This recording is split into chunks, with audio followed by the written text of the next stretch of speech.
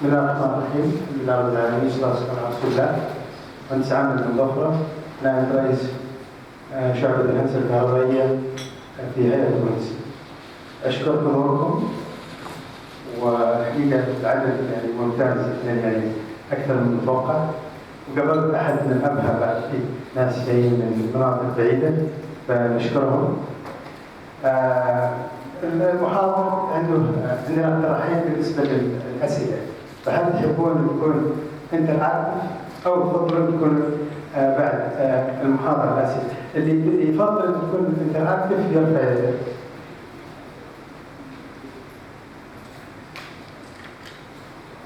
الأغلبية ايش رايك مهندس؟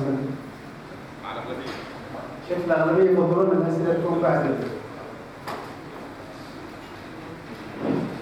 فإن شاء الله so we'll do the presentation, then we'll do the question and answer session. طيب أقدم لكم مهندس مندر رئيس الشعبة.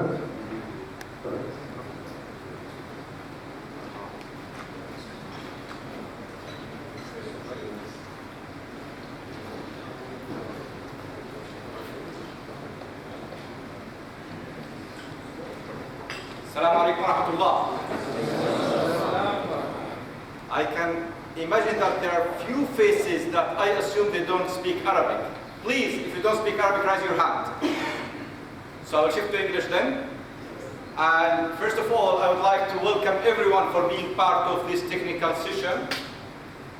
Just to give you a quick introduction about the electrical chapter of the Saudi Council of Engineers, what we have done, what we plan to do in the future in few words. So we have decided in the electrical chapter of Saudi Council of Engineers to organize a monthly technical seminar in different cities. This is what we have done in the year 2014. So in 2000, and of course, the minimum 10 seminars kingdom-wide, and this year we are planning to organize another at least 10 seminars. 4 seminars have been already in the plan, so this is the second lecture. The first lecture was in the Eastern Province in Al-Khobar, done by the KFUPM professor about the electricity market.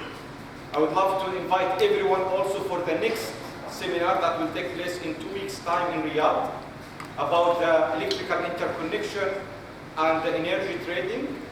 We have 3 main speakers. We have the Vice Governor of the Electricity and Cogeneration Regulatory Authority speaking, and the CEO of the GCC Interconnection Authority, as well as the World Bank under the patronage of the Deputy Minister. But we don't only do seminars. Besides this, we are also organizing training courses, specialized electrical training courses for electrical engineers. And we organize study committees to review most of the documentation, technical specification issued by the Ministry of Water and Electricity Authority, as well as ICRA. So we are fully engaged with the industry. But we cannot do it alone. We need you guys to participate in these study committees because you are the expert. You are the one who can add value to such study committees.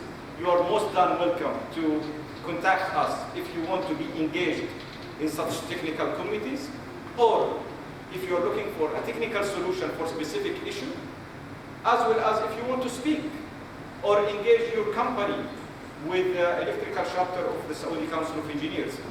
So we were successful last year also to sign an agreement with the private sector to train 1,000 engineers in Saudi Arabia. And this is what we are looking for. We are looking for to create a win-win situation with our electrical members. I would like to welcome you again, and quick introduction about our distinguished speaker for tonight, Dr. Hassan Farhanji. So Dr. Hassan is the director of the Group for Advanced Information Technology within the Technology Center of British Columbia Institute of Technology in Canada. And before joining BCIT, he served as a CTO for a number of companies involved in the solution in smart grid. And Dr. Farhanji is also a senior member of IEEE and member of the Association of Professionals in the Design and Development of System Engineers and Geoscientists of British Columbia. Dr. Farhanji has a very long, extensive knowledge and research, implementation and consultancy experiences in the smart grid space worldwide. And also he's one of the most experienced professionals in the smart grid technologies.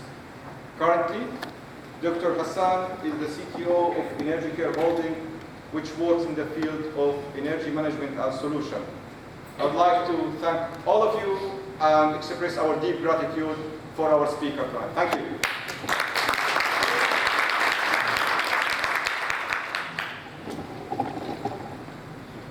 Bismillah ar-Rahman ar-Rahim, and my gratitude and appreciation to my brother and great friend, Mr. Bandar Allah. He's been a great support for our work here in Saudi Arabia since day one. We've immensely enjoyed your guidance and your support. Thank you very much, sir. It's a pleasure to be here together with you, all distinguished members of the engineering community in Saudi Arabia. I'm sure we all feel that we share a great deal in terms of where we see this particular technology is going, what kind of issues and problems engineers worldwide are facing with, and what kind of solutions we see coming across the horizon.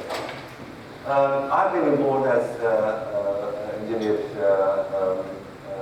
Allah mentioned. I've been involved with the smart grid development for a number of years, and I've seen how far we've come as a community. I remember 10 years ago when we talked about smart grid, this was primarily perceived as a collection of concepts and very abstract in nature, with no real foot on the ground and no real implementation.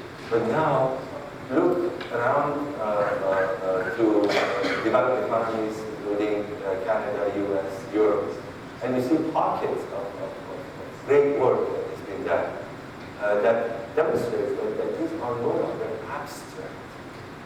These are real, doable, tangible technologies that one can feel and implement.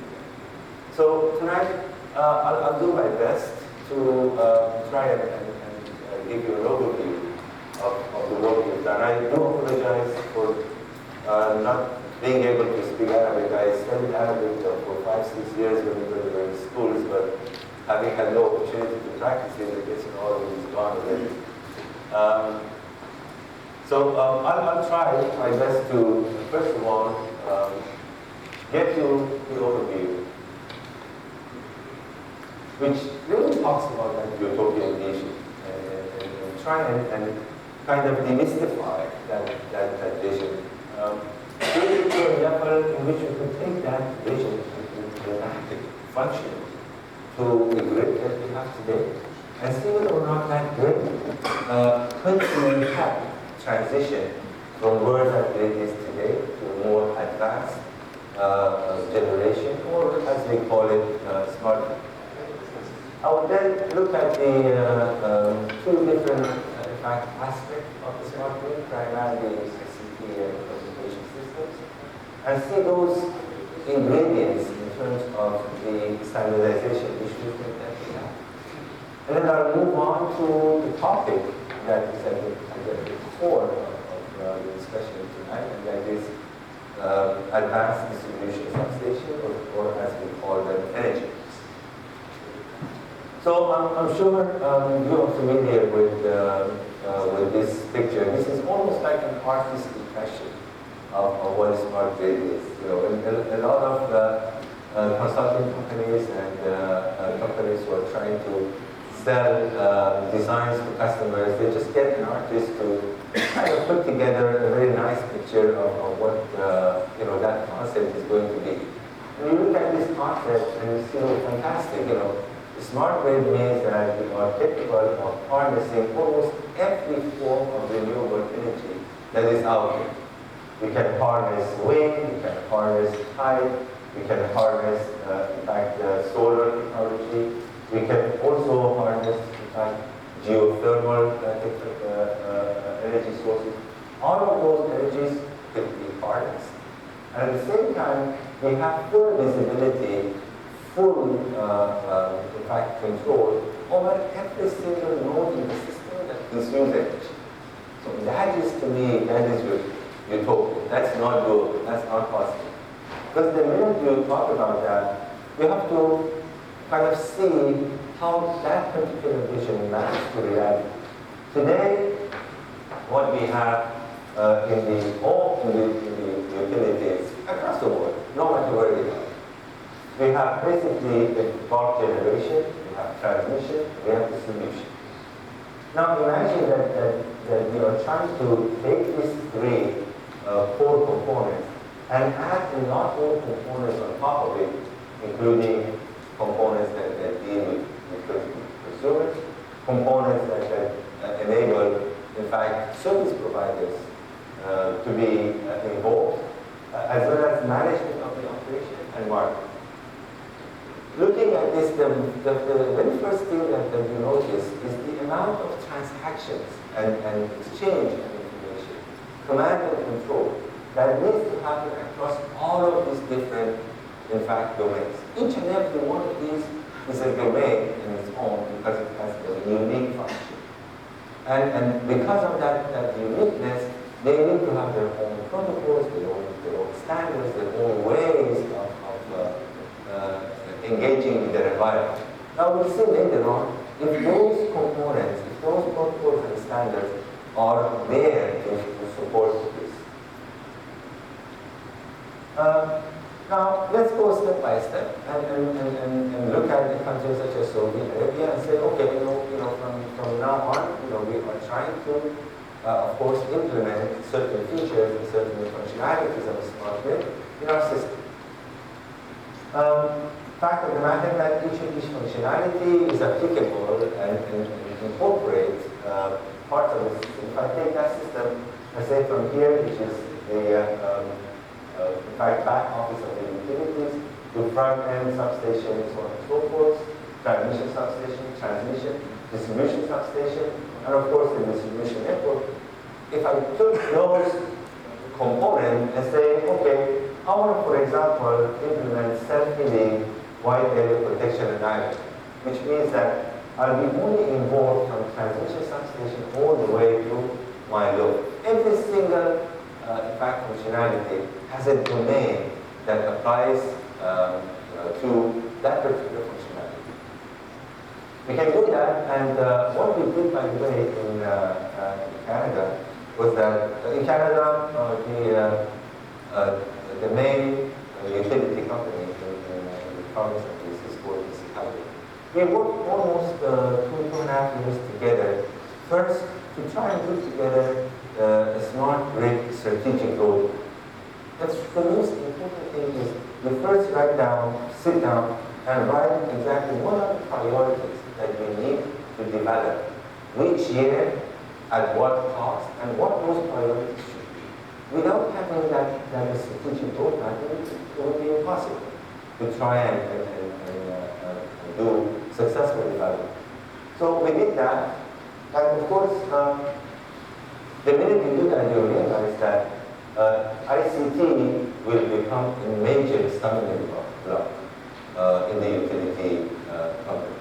A lot of utilities have back-end systems that are automated, but front-end system almost no automation whatsoever. So in that case, if you took an ICT architecture, you see that all of these different layers, including HR, finance, trading, scheduling, system planning, all of these are available already. Every utility company has it.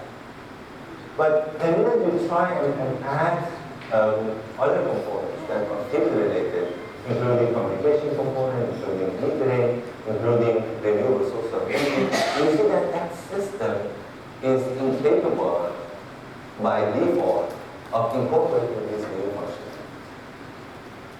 That's why IEC, which is the international standardization body in the world, that puts together all of these different standards, came up with IEC 57 reference architecture. This is available on IEC's website.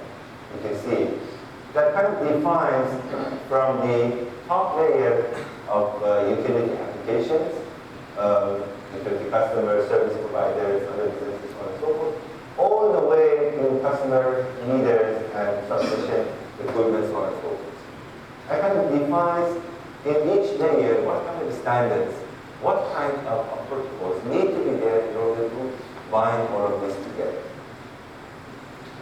Okay, so let's step back and having appreciated the complexity, what I try to do at this point in time is to highlight that this is a highly complex initiative that requires planning, that requires consultation, that requires a lot of, in fact, reflection in terms of what the country's priorities are.